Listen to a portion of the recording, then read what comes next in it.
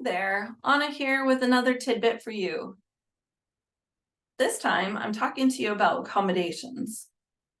If you're somebody who has challenges to learning, it's important for you to know that your school offers you services that can greatly increase your ability to be successful in your classes. It is likely that within your student portal or the website for that school, there's going to be a link on there that says something to the effect of ADA coordinator or accessible education coordinator, something like that. That's what you're going to want to look for. It's likely that they're also going to have an application form for you to fill out where you will give your information. You will explain some of your struggles that you have, or any conditions that you might have for that is creating those struggles. Expect that you're going to have some doctor's notes or diagnosis or something like that that you're going to need to provide to substantiate what you're telling them.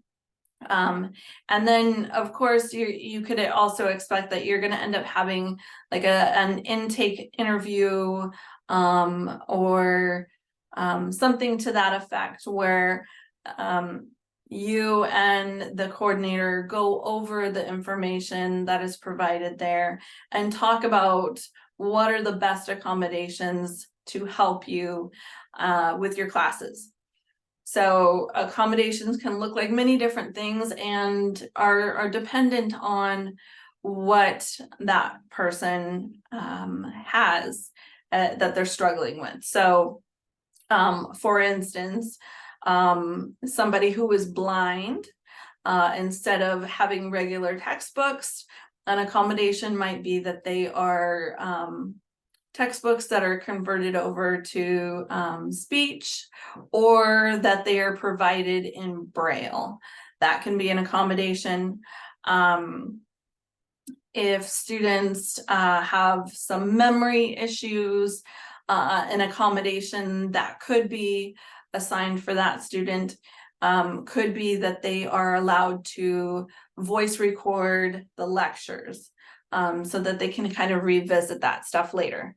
It really depends on the class as to what's appropriate for an accommodation, and it depends on the student. So you work with that coordinator very closely to find some things that are going to help you to be more successful.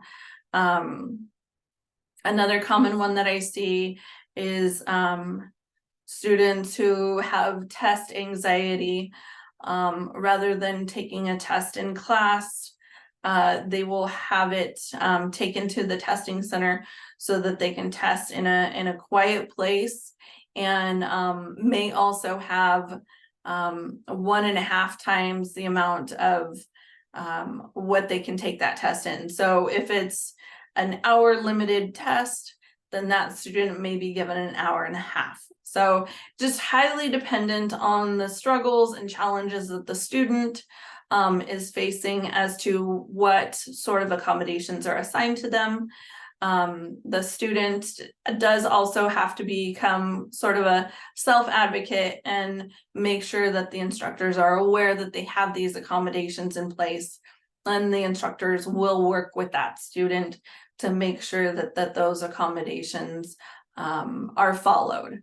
So I encourage you, if you do have some challenges, to reach out to, like I said, either an ADA coordinator or accessible education. It may have some variation of naming convention there, but it'll be something like that. So check it out. I hope this helps, and good luck. Thank you.